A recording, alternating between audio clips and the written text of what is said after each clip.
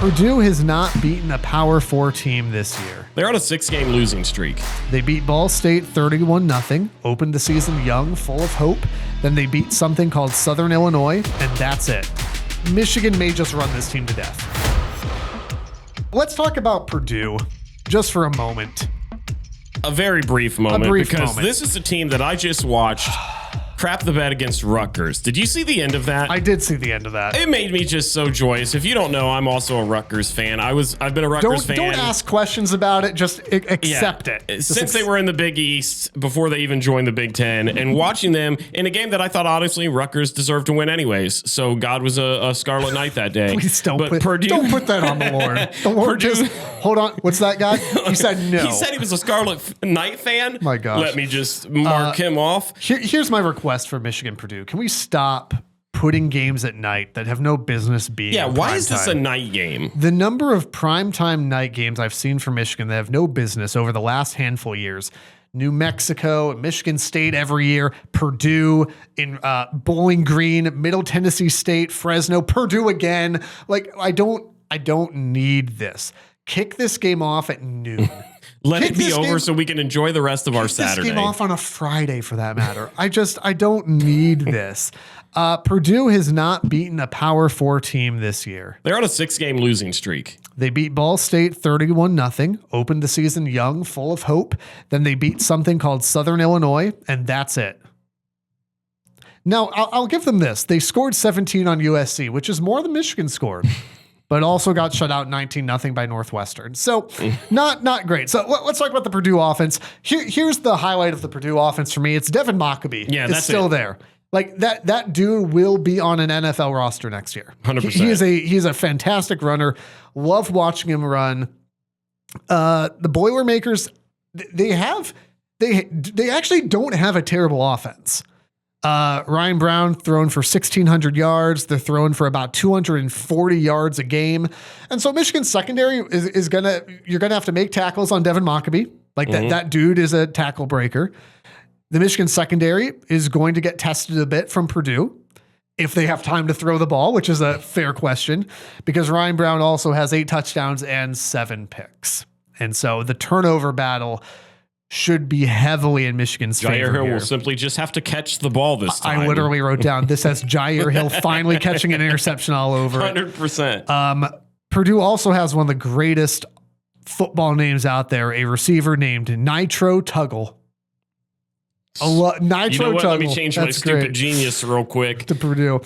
Turnover margin, though, because I do think that this is, the game hinges on a lot of different things, but turnover margin is one of the most glaring. Purdue is 131st out of 134 FBS teams in turnover margin. They are minus 11. Michigan is plus 9. So would I say that's good? I wouldn't. The difference is vast. On the defensive side of the ball, Purdue has a almost identical rush defense to Michigan State, which does not bode well. Which ain't good. The pass defense is also somehow worse. I realized that Bryce and Michigan didn't really go to the air all that much or all that successfully. Michigan may just run this team to death. Well, they won't need to do anything else. This is a Purdue team that in the Big Ten, their defense ranks just in front of Rutgers, who has the worst defense in the Big Ten. This team gives up almost 29 points per game to their opponent. They're allowing about 426 yards overall. This has a game where Jordan Marshall and Justice Haynes can just carry you to victory. You're not going to ask Bryce Underwood to do anything extravagant. And see, I would like to see, and I've said this throughout there, like I'd like to see, because Bryce, at the folks over at MGO blog, phenomenal file, phenomenal read every week, talk about Road Bryce being a very real thing. And I think they're exactly right. I think Road Bryce is absolutely a thing. So when you've got him at home in a game like this, I'd love to see you continue to, again, he's a true freshman.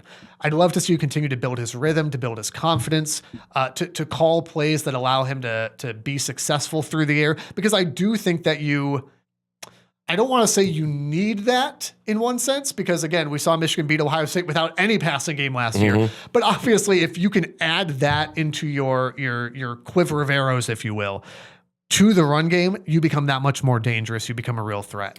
I expect Michigan to bludgeon this Purdue team. I expect them to run the ball like crazy. This game has 3 turnovers and 5+ sacks written all over it for Michigan. Give me Michigan 38-10. Like, I don't think Michigan's going to score 40+ on a lot of folks. I think they've kind of shown that. I feel like 38-10 is probably about where this is. I see Devin Mockobee getting a touchdown on a trick play or something, and a field goal sadly kicked somewhere in the middle of the game. When they're already down 28. It's 28-0. They might kick the field goal. Yeah. 38-10 for Michigan. Yeah, I think that's fair. I mean, this is a game. This Purdue rush defense isn't good. They give up about 149 on the ground. This should be a field day for Justice Haynes and then Jordan Marshall.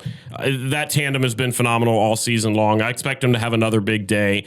It wouldn't surprise me, though, if this was a game that you finally saw Bryce Underwood kind of have another good day throwing, where because you can make those chances, right? Absolutely. Like, you can afford to let him loose a little bit because you're not going to have to be conservative with it. So it wouldn't surprise me to see him get a couple of touchdowns as well. I actually have more faith in Michigan that they're going to score 40. I got it 42-7. I think Purdue goes out, Mockobee gets a touchdown, maybe Brown throws one.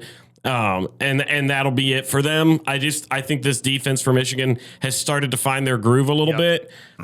They've got different people each week that I feel like kind of is making their case for being the best person that week. I mean, example, Jimmy Rolder this past week, I thought was the clear best defender that Michigan had. You've had, tons of guys on the line. You had Derek Moore. Derek Moore is really coming into what we hoped he was going to be. Yeah, and so I think this defense is starting to play what I think Michigan fans expected. I think having Marsh and then also having Donovan McCulley, they've kind of been emerging recently. I just don't see the Boilermaker defense that's already really, really bad being able to contain those guys enough. So I got 42-7 Michigan. And the last thing I'd say, I would say for the folks who are looking at Bryce and concerned about the stat line and all that, I would say what I said at the beginning of the year, which is this is what the roller coaster is like starting a true freshman quarterback. Yeah, you have exceptions to that, right? Like you have the CJ Strouds, you have the Ty Simpsons for that matter. But that's not always the case when you're starting a true freshman. And so I don't think there's any concern there. I think the team is going to have growing pains alongside your quarterback.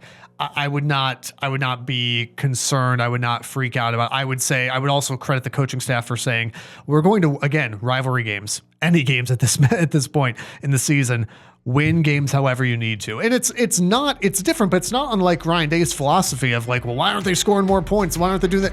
Just win.